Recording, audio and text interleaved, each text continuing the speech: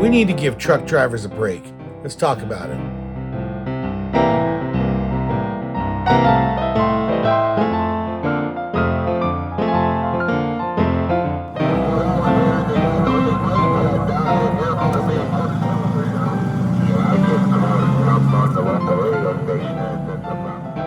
Hey, don't forget to subscribe to this channel, like this video, and remember, get busy living. That's right, truckers, we need to give them a break. We in the RVing community need to make sure that we are looking out and that we've got the back of our trucker brethren out there. I'm going to talk about it now. My family was truck drivers when I was a kid in New Jersey. I was raised around trucks. It's probably where I got a taste for the open road. And I still have friends that are truck drivers. In fact, on my other YouTube channel, I'll link to right here a interview I did with a truck driver friend of mine who used to actually work with me in ILM. He used to make spaceships for George Lucas and Star Wars, and now he's a truck driver. So you can check that out. He's an awesome dude. But yeah, truck drivers have a warm place in my heart. And it's important that we acknowledge that RVs and truckers are side by side on the road. And I feel that we need to give them a little bit of deference. You should think about the fact that we're recreating, we're out there vacationing, and they're out there working. And that's really the foundation for the deference I think we should give them. Let's talk a little bit more about how hard it is to be a trucker. These folks are on a really tight timeline. I was talking to a trucker once who was explaining to me that between the transponders around all the way stations and his GPS tracking, his dispatcher knows exactly where he is, and he needs to hit those transponders with a plus or minus 30-minute window. So can you imagine being out there RVing? You know, we sometimes have a deadline like, oh, we want to get to the park by, 6 or something, but they have a 30-minute plus or minus window. They have to hit every waypoint or else they got to check in and explain themselves. That's rough. That's the kind of pressure that you and I as RVers don't need or want to think about. Truckers in Canada and USA have a very tight regimen of rules that's applied to them on how long they can drive. There's 11-hour driving limits, 14-hour driving limits, 60 and 70-hour total limits before they have to take some extended break. There's rest break things, and it's all logged electronically with GPS tied in. These folks got it rough, and not to mention that they're making less money with more regulation. There are independent truckers who are getting squeezed on gas prices, insurance prices, regulations off the chart, always having to change out, new technologies. It's really rough out there for them, and it's only gotten rougher. So keeping all this in mind, is a strong step towards empathy that we as RVers should have for these truckers who are out there.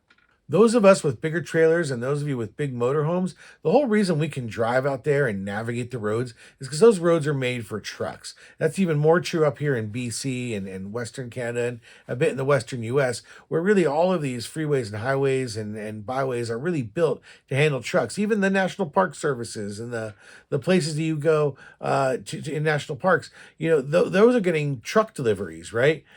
It's important to think about that everything that you have around you. You look around, whether you're at work or in your office or at home right now, everything you see was brought to you by a truck and a trucker. It's the lifeblood of North America. It's really what flows through our veins. And we need to keep this in mind when we're out there sharing space with them, that they are out there keeping our blood flowing and we're out there just having fun. And so because consideration between RVers and truckers is so crucial, for promoting safety, harmony on the road. Here's some ways in which RVers can be more considerate to truckers. So the first couple things are around space. Number one is respect trucker space. Be mindful of their blind spots. If you can't see a truck's mirrors, they can't see you. So you want to avoid hanging out around a truck anywhere where you can not be in their mirrors. And generally, that means passing on the left and not on the right for trucks. So be very much aware of their space. Number two, give them ample space when it comes to stopping distances. In other words, when you're passing a truck or pulling in front of a truck, however much space you think that truck needs that's safe, maybe try to cushion it a little bit more and drive an extra couple of seconds before you come over, assuming traffic allows for that. because they need far more space than you. Keep in mind that a truck weighs, anywhere from, 2, 3, 5, 10 times what your RV rig weighs. And as RV owners, you know what it takes to have to stop and need extra stopping space or navigate going up or down a mountain pass. These folks in the trucks have anywhere from a 5 to 10 to 20 times difficulty that we do. It's very exponential when the weight goes up. To try to stop those vehicles is really tough. And so whatever additional space you need as an RVer relative to a car, they need even more of that difference for their truck. So keep that in mind when you're passing trucks. And also, if you leave your turn signal on for a minute as you're passing a truck, you'll find many trucks will actually flash you land, especially if you're a longer trailer towing out there in your RV world. They will actually flash you in if they see that you're struggling or trying to give them enough space to come over. So I'll talk about that in a minute. But yeah, they'll flash their lights at you, headlights, to let you know, come on in. And it's a way for trucks to communicate with other large vehicles. While we're talking about space, avoid tailgating. Like I said, they can't even see you in their mirrors if you can't see their mirrors. But in general, you need a lot of space behind a truck. I actually will drive behind trucks when I'm going through mountain passes or windy roads where it's clear this truck knows the road. This is a local driver or a guy who's driven down here before. I haven't, and their truck needs more consideration than my truck and trailer. So I'll just get behind them and pace them. But I pace them at a far distance. I'll try to leave far more than 2 or 3 seconds of following distance. I'll try to leave like 5 to 9 seconds of following distance and just keep an eye on their speed and keep myself paced to them. The idea being is if you do have a truck driver that is being a little too aggressive, this gives you lots of space for you to adjust to a mistake that this driver might be making, such as taking a turn too fast. You'll be able to see that they've now taken a turn too fast and slow down in time. So try to leave yourself many seconds of following distance between you and the truck in front of you, especially if you're driving a big RV. All right, let's talk about rest areas and truck stops. You can pull into a rest area or truck stop to maybe stay overnight or for an extended period of time, but you need to be mindful of trucks. If I pull into a rest area or a truck stop on a weeknight, especially, and I see that there's just one spot left, I often won't take that spot. I know that the truckers coming in are going to need to stop, and I'll try to go up to some next spot or pull off and park on the side of the road. As an RVer, I can usually get away with one night anywhere, and I can fit in a lot more spaces than a big rig trucker can. So I feel a little guilty when I pull into a rest area and see that there's almost no space, especially at night, and I need to leave room for a truck to come in. So I personally won't even use the space, but be cognizant at the rest areas and even more so at truck stops. Those are designed so truckers can hit those 11 and 14 hour marks. They're planning on hitting that truck stop, and when they get there, if it's filled with RVs, it really ruins it for the trucking community. So if you are going to stop at a truck stop, which I don't think you should avoid them, but when you stop there, make sure that they're not already really full and check in with the office saying, hey, I wanted to park my RV here. Sometimes they'll charge you $5 or $10 for parking there for the night. That's perfectly okay. It's private property and it's a safe space. But you want to check in with the office to make sure that it's legit that you can park there and that you're not crowding out truck drivers who really need to stop, but mandated by law. Another thing is to be patient with truckers. Those of us with much larger trailers and pulling by pickup trucks or whatever, we know that going up steep grades and going up hills can slow us down, or we may need to not go as fast as cars. Well, these trucks, which I already talked about, are much heavier than our RVs. They have an even harder time. So be patient when you're going up a hill. Often they'll throw on their four-way flashers if they're going to go, anywhere 10, 20 miles an hour below the speed limit, maybe 30 kilometers below the speed limit. Throw those flashers on so everyone knows you're rolling slow in the far right lane. If you get stuck behind a truck who's running that slow and you can't get around, well, throw your flashers on and just hang tight. It's just the way it is. It's a physics problem, right? It takes so much energy, it takes so much mass up a hill, fighting gravity.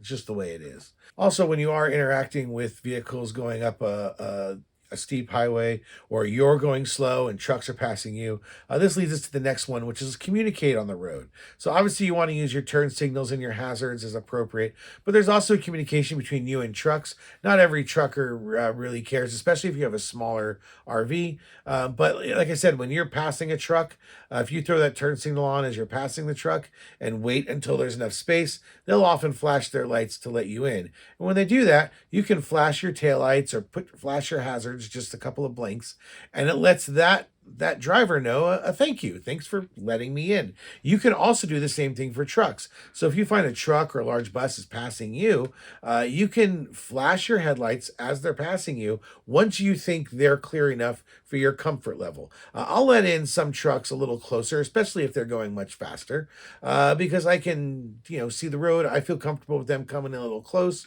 and I know that a few seconds later they'll have accelerated away. So as soon as I see that it's clear for that truck, I'll flash my headlights a few times. Sometimes they see it, sometimes they don't. Sometimes they'll come over and flash their taillights back at you saying thank you. Sometimes they don't. Again, not every trucker is the same, and you are just an RVer in their world. So not every RVer is nice to truckers, and sometimes that reflects on us good RVers when the bad ones upset the truck drivers. So yeah, flash your lights to let the truck in, and respect them. If they flash their lights to you, say thank you by flashing your taillights.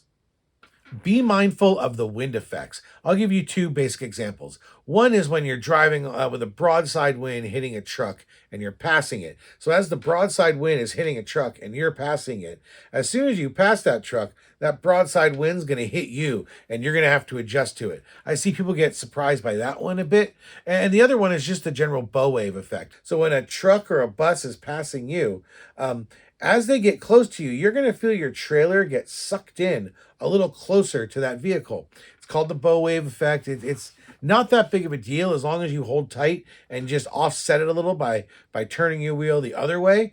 It won't freak you out too much once you get used to it, but it does take people by surprise.